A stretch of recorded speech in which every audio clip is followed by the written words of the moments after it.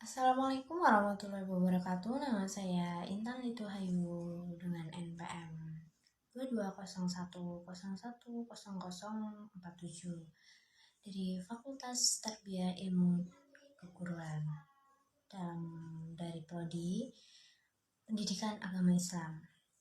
Di sini saya akan menjelaskan tentang Lembaga Keanggotaan Ilmiah Scopus. Pengertian Scopus adalah salah satu layanan indeksi dan penyediaan database atau pusat data jurnal yang berada di bawah naungan Elsevier, sebuah organisasi atau perusahaan penerbit publikasi ilmiah internasional yang berbasis di Amsterdam atau Belanda dan berdiri sejak tahun 1880. Yang selanjutnya adalah kegunaan Scopus. Kegunaan Scopus ialah mengaitkan semua artikel yang tersusun ke portal yang merupakan alat ukur prestasi penelitian di masing-masing negara. Scopus mempunyai sistem penilaian yang dinamakan Scrimaco Journal Rank atau disebut dengan SJR yang mengukur sebuah artikel ilmiah.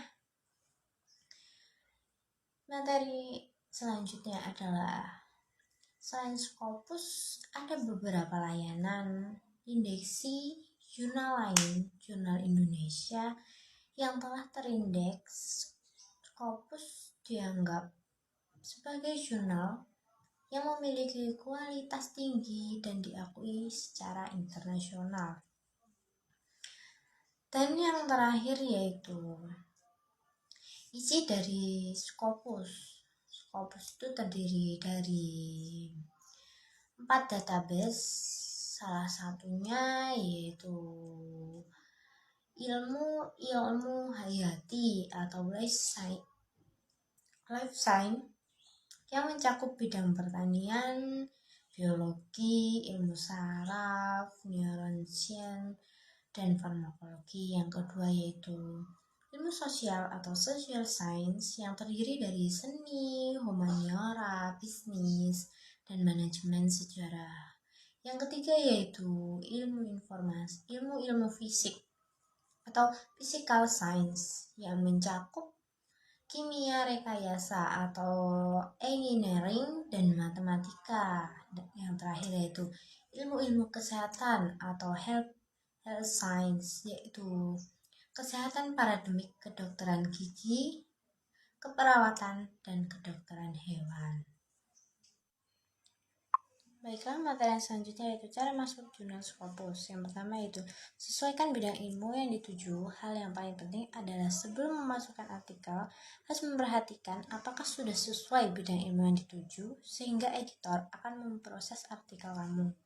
Artikel yang telah masuk pada jurnal Scopus direview oleh para ahli atau pakar pada bidang ilmu tersebut, sehingga layak atau tidaknya artikel tersebut sangat dipertimbangkan.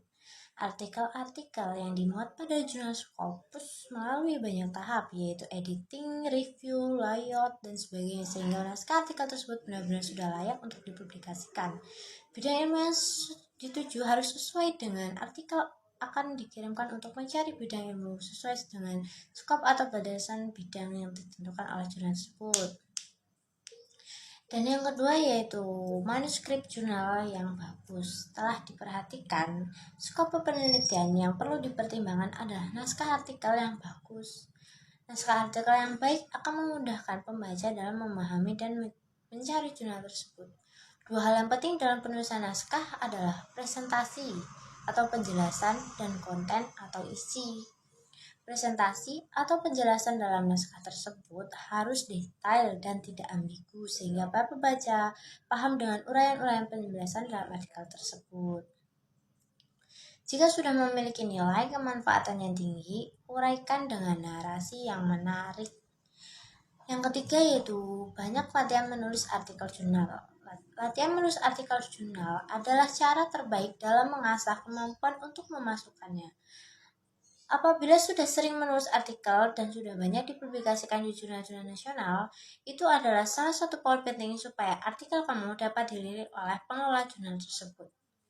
Banyak latihan menulis jurnal artikel juga dapat meningkatkan kemampuan analisis dan dapat menyesuaikan skop penelitian pada jurnal-jurnal. Sehingga penulis dapat dengan mudah memahami aturan-aturan yang berlaku pada setiap jurnal. Dan yang keempat yaitu usahakan menulis artikel yang inovatif dan menarik.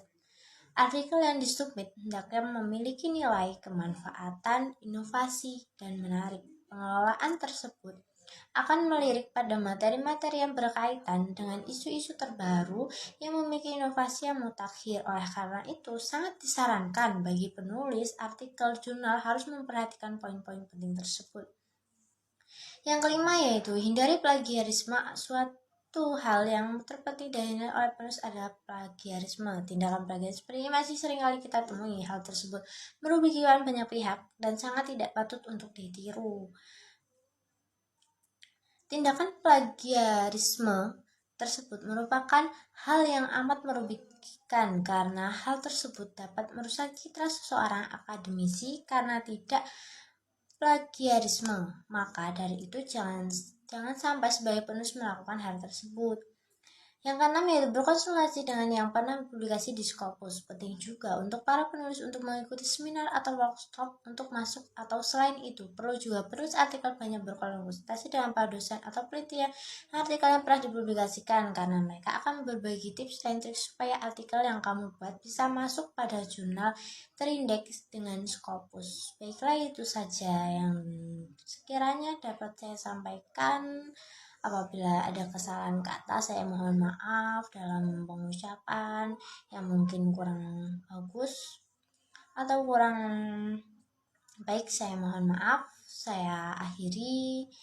Wassalamualaikum warahmatullahi wabarakatuh.